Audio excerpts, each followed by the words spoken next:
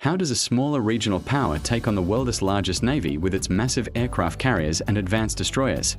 Well, Iran's strategy isn't to face the US head-on. It is to rely on asymmetric warfare. Take this for example. These two civilian ships are sailing near an aircraft carrier. Everything looks completely normal. But that with the press of a button, a shipping container doors opens up and out comes a missile. These are the self-made Iranian anti-ship missiles which can still pack a punch. This is instantly followed by a swarm of low-flying drones and fast attack boats from within the cargo ships. And not to forget the small submarines. These submarines can launch torpedoes at the same time. In quick succession, it can pass through the carrier strike group defense system and even achieve 10% impact. They may not sink the carrier, but they can damage it enough to make the waters too dangerous for the US to operate in. So, let's look at the 4 key tactics they would likely use. Tactic 1. First, and perhaps most famous, is the swarm. The Islamic Revolutionary Guard Corps Navy operates hundreds of small, fast attack craft armed with heavy machine guns, rockets, and anti-ship missiles.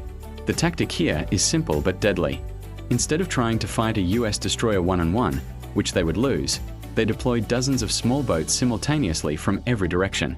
The goal is to overwhelm the US ship's defensive systems like the Fallen by presenting more targets than the ship can track and destroy at once. Moving to Tactic 2, mining the Strait. Next, we have the silent killer, mining the Strait of Hormuz. This is the world's most critical oil chill point. Iran maintains an inventory of thousands of naval mines, including smart mines that can listen for the specific acoustic signatures of enemy ships.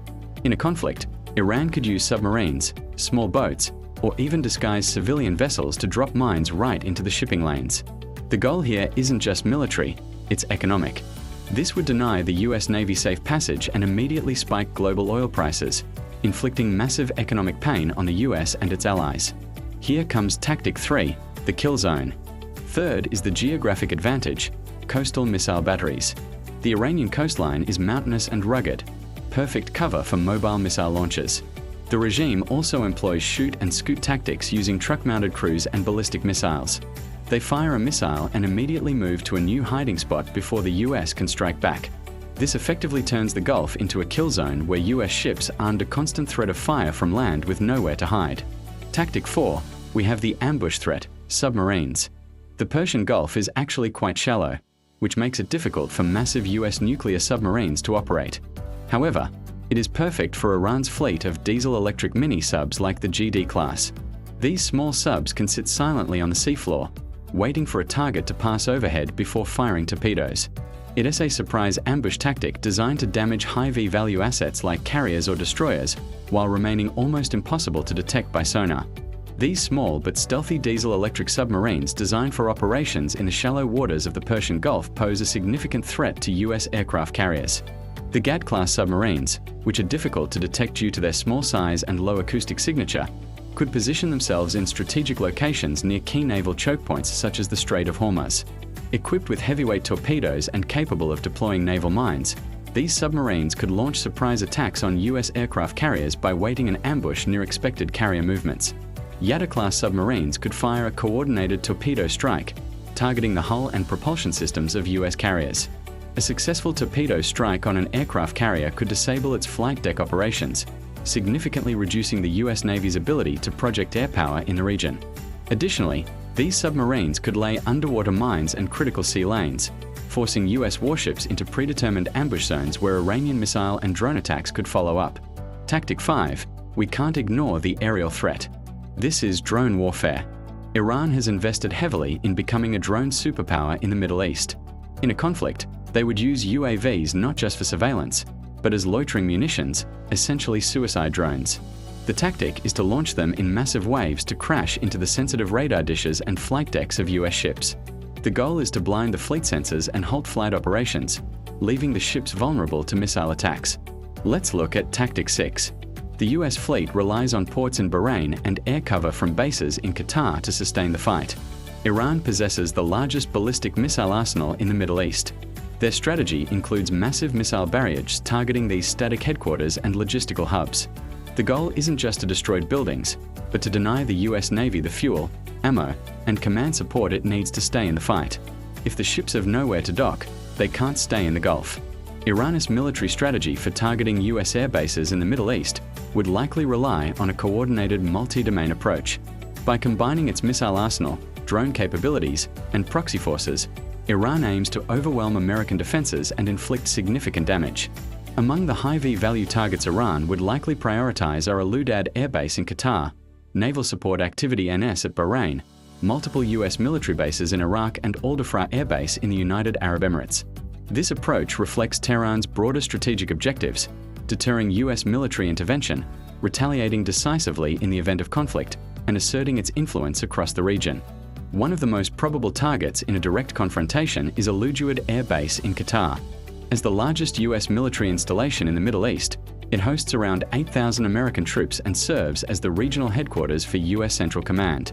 The base plays a crucial role in supporting air operations across the region and is a central pillar of the US military presence in the Gulf. To strike Al Udeid and similar bases, Iran could deploy ballistic missiles such as the Fadu-110, which has a range of about 300 kilometers, or the Q-1 capable of reaching up to 800 kilometers. If it uses a proximity fuse, it may detonate just above the surface airburst to maximize fragmentation and increase the affected area. Complete destruction of unarmored structures and lethal to unprotected personnel. Extreme overpressure, possibly 100 to 300 psi in this zone, will destroy hardened aircraft shelters, fuel tanks, and command posts if directly hit. Depending on where these missiles are launched from, they pose a credible threat to key US installations across the Gulf. In Bahrain, the Naval Support Activity NAS at base serves as the headquarters of the US Naval Forces Central Command and the US Fifth Fleet. With more than 9,000 American personnel stationed there, it is the only permanent US naval shore base in the Middle East. Its port facilities are capable of accommodating aircraft carriers and amphibious ships, making it a vital maritime hub. Given NSA Bahrain's role, Iran may also target US warships in port or operating in nearby waters. It possesses a highly developed arsenal of anti-ship cruise missiles launched from coastal batteries or naval platforms which can threaten US naval superiority in the Persian Gulf. Iran may also exploit proxy forces including Yemen and pro-Iranian militias in Iraq to launch indirect attacks or stir instability within Bahrain itself. In Kuwait, the US maintains a strong presence at Camp Parashian and Ali Al Salem Air Base, which together host around 13,500 troops as of 2021. These facilities act as key operational and logistical hubs, particularly for US missions in Iraq and the broader Gulf region. They also use the Soviet-era anti-ship missiles with solid booster and liquid fuel attached to it produced during the Cold War as employee for the attacking mission. When launched, the first stage booster fires off for 2 to 3 seconds, after which the second stage takes off. It searches for a target using analog radar. When locked and ready, it can destroy a ship using a hollow-shaped charge warhead. This has the potential to either destroy or sink a cargo ship if it hits at the right angle. Scenario 2. This involves the use of a Soviet-era missile that was re-engineered by the Iranians, converting it into an anti-ship missile. The converted SA-2 missile can be launched from within 45 kilometers or 28 miles from the target. Take, for example, the US destroyer sailing through the Red Sea. When fired, these anti-ship missiles can travel at a speed of Mach 3.5. These actions create a psychological impact and disrupt trade routes. Speaking of Iraq, several US military bases are located relatively close to Iran's western border. Their proximity places them well within range of Iranian missile strikes, adding to the strategic and tactical complexity of the region's security landscape. Iran's missile forces are dispersed across hardened underground bases and mobile launchers, which enhance their survivability and make rapid surprise strikes more feasible. These launch platforms are designed to withstand preemptive attacks and deliver quick retaliatory blows. In terms of targeting, Iran would likely aim to paralyze air operations by striking runways, fuel storage facilities, aircraft shelters, command centers, and logistics nodes. The objective would be to degrade US combat capability quickly and limit its ability to respond effectively. But if you want to understand US new military strategy on the Middle East, check out our future upcoming video here.